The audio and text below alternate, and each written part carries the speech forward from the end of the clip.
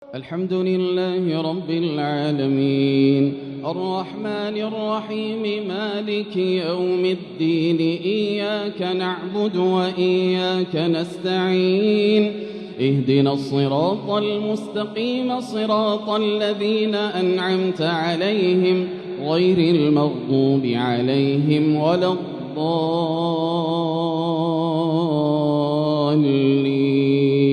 آمين. وجاء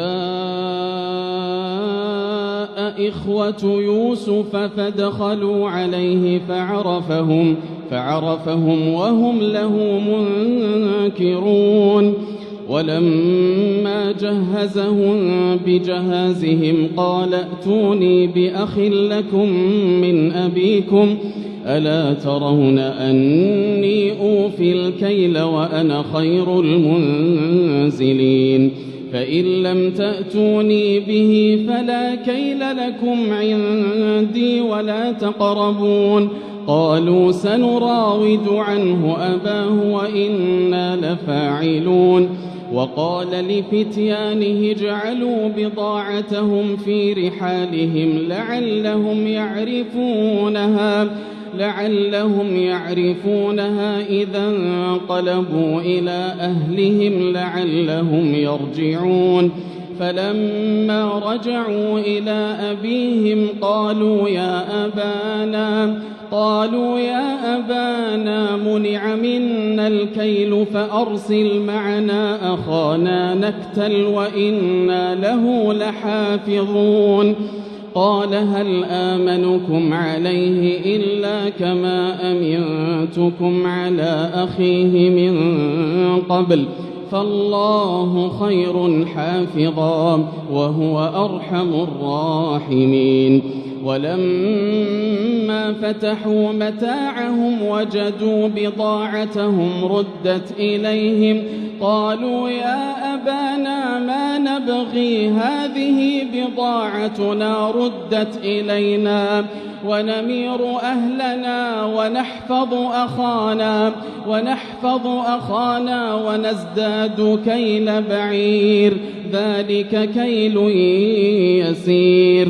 قال لن أرسله معكم حتى تؤتون موثقا من الله لتأتونني به إلا أن يحاط بكم.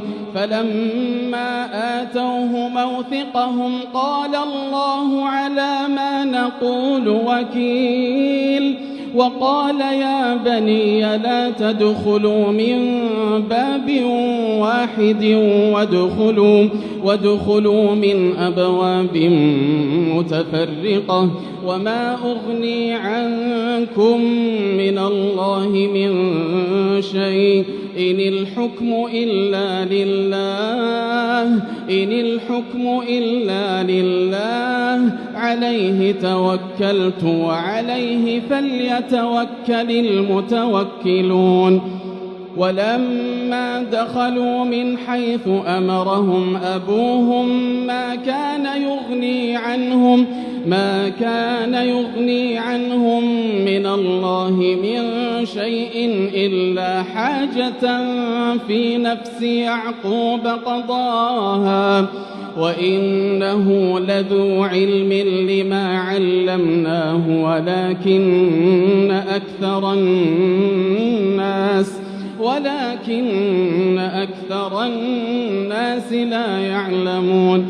ولما دخلوا على يوسف آوى إليه أخاه قال إني أنا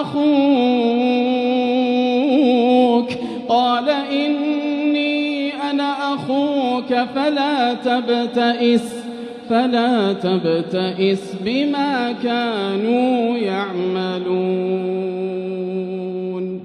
فلما جهزهم بجهازهم جعل السقاية في رحل أخيه ثم أذن مؤذن أيتها العير إنكم لسارقون.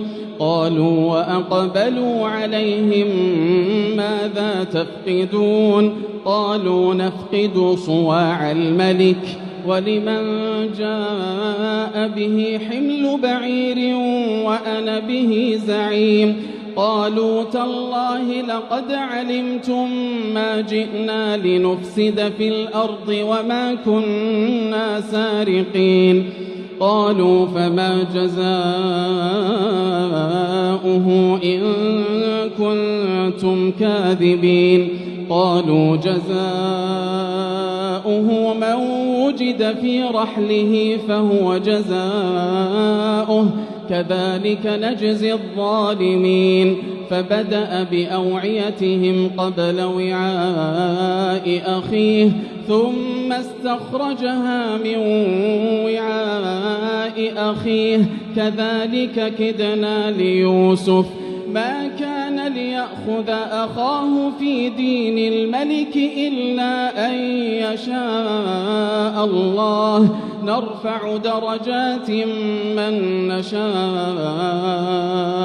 وفوق كل ذي علم عليم قالوا إن يسرق فقد سرق أخ له من قبل فأسرها يوسف في نفسه ولم يبدها لهم قال أنتم شر مكانا والله أعلم بما تصفون قالوا يا أيها العزيز إن له أبا شيخا كبيرا فخذ أحدنا مكانه إنا نراك من المحسنين قال معاذ الله أن نأخذ إلا من وجدنا متاعنا عنده إنا إذا لظالمون فلما استيئسوا منه خلصوا نجيا قال كبيرهم ألم تعلموا أن أباكم قد أخذ عليكم موثقا من الله ومن قبل ما فرطتم في يوسف فلن أبرح الأرض حتى يأذن لي أبي أو يحكم الله لي وهو خير الحاكمين ارجعوا إلى أبيكم فقولوا يا أبانا إن ابنك سرق وما شهدنا إلا بما علمنا وما كنا للغيب حافظين واسأل القرية التي كنا فيها والعير التي أقبلنا فيها وإنا لصادقون قال بل سولت لكم أنفسكم أمرا فصبر جميل عسى الله أن يأتيني بهم جميعا إنه هو العليم الحكيم وتولى عنهم وقال يا أسفا على يوسف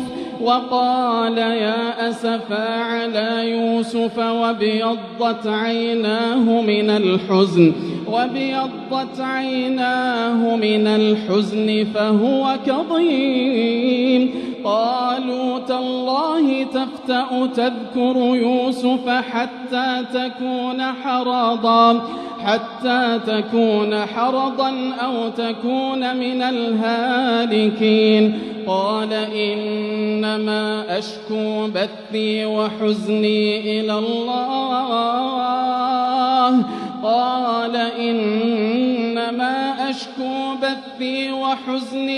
الله وأعلم من الله ما لا تعلمون يا بني يذهبوا فتحسسوا من يوسف وأخيه ولا تيأسوا من روح الله إنه لا ييأس من روح الله إلا القوم الكافرون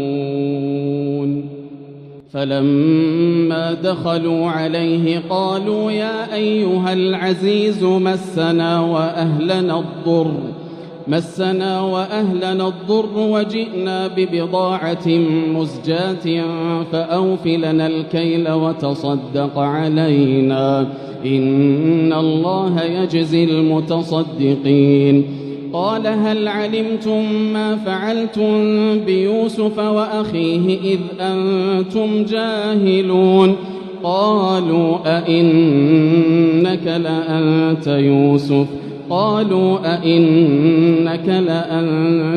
يوسف قال أنا يوسف وهذا أخي قد من الله علينا إنه من يتق ويصبر فإن الله لا يضيع أجر المحسنين. قالوا تالله لقد آثرك الله علينا وإن كنا لخاطئين. قال لا تثريب عليكم اليوم يغفر الله لكم وهو أرحم الراحمين. اذهبوا بقميصي هذا فألقوه على وجه أبي يأت بصيرا وأتوني بأهلكم أجمعين. ولما فصلت العير قال أبوهم إني لأجد ريح يوسف لولا أن تفندون. قالوا تالله إنك لفي ضلالك القديم. فلما أن جاء البشير ألقاه على وجهه فارتد بصيرا قال ألم أقل لكم إني أعلم من الله ما لا تعلمون. قالوا يا أبانا استغفر لنا ذنوبنا إنا كنا خاطئين. قال سوف أستغفر لكم ربي إنه هو الغفور الرحيم. فلما دخلوا على يوسف آوى إليه أبويه وقال ادخلوا مصر إن شاء الله آمنين. ورفع أبويه على العرش وخروا له سجدا وقال يا أبت هذا تأويل رؤياي من قبل قد جعلها ربي حقا وقد أحسن بي إذ أخرجني من السجن وجاء بكم من البدو من بعد أن نزغ الشيطان بيني وبين إخوتي إن ربي لطيف لما يشاء إنه هو العليم الحكيم.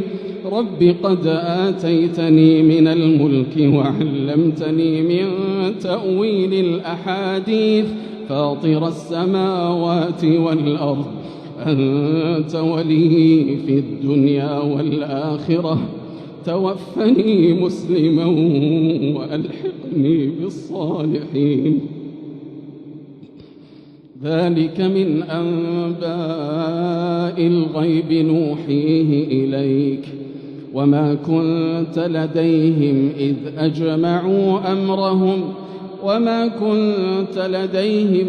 أجمعوا أمرهم وهم يمكرون. وما أكثر الناس ولو حرصت بمؤمنين وما تسألهم عليه من أجر إن هو إلا ذكر للعالمين. وكأي من آية في السماوات والأرض يمرون عليها وهم عنها معرضون وما يؤمن أكثرهم بالله إلا وهم مشركون.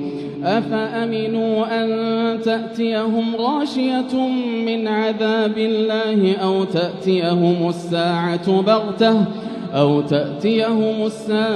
بغتة وهم لا يشعرون. قل هذه سبيلي أدعو إلى الله على بصيرة أدعو إلى الله على بصيرة أنا ومن اتبعني وسبحان الله وما أنا من المشركين وما أرسلنا من قبلك إلا رجالا نوحي إليهم من أهل القرى أفلم يسيروا في الأرض فينظروا كيف كان عاقبة الذين من قبلهم ولدار الآخرة خير للذين اتقوا أفلا تعقلون حتى إذا استيأس الرسل وظنوا أنهم قد كذبوا جاءهم نصرنا فنجي من نشاء ولا يرد بأسنا عن القوم المجرمين لقد كان في قصصهم عبرة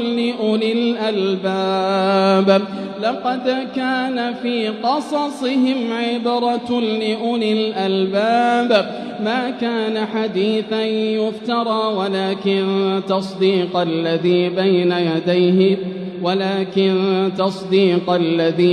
يديه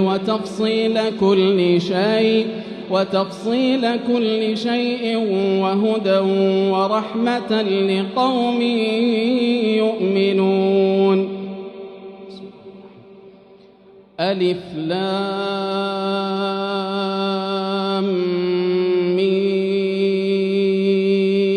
ميم را تلك آيات الكتاب والذي أنزل إليك من ربك الحق ولكن أكثر الناس لا يؤمنون. الله الذي رفع السماوات بغير عمد ترونها ثم استوى على العرش وسخر الشمس والقمر كل يجري لأجل مسمى يدبر الأمر يفصل الآيات لعلكم بلقاء ربكم توقنون. وهو الذي مد الأرض وجعل فيها رواسي وأنهارا ومن كل الثمرات جعل فيها زوجين اثنين يغشي الليل النهار إن في ذلك لآيات لقوم يتفكرون. وفي الأرض قطع متجاورات وجنات من أعناب وزرع ونخيل صنوان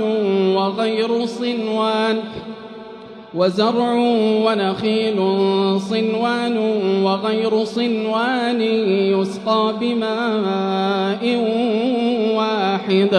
يسقى بماء واحد ونفضل بعضها على بعض في الأكل إن في ذلك لآيات لقوم يعقلون.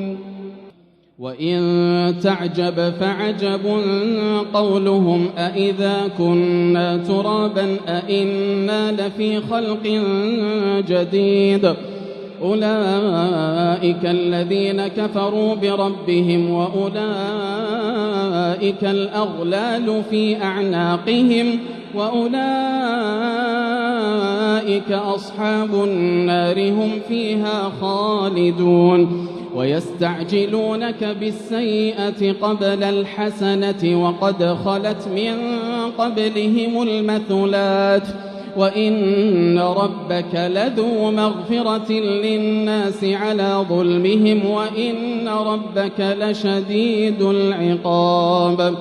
ويقول الذين كفروا لولا أنزل عليه آية من ربه إنما أنت منذر ولكل قوم هاد الله يعلم ما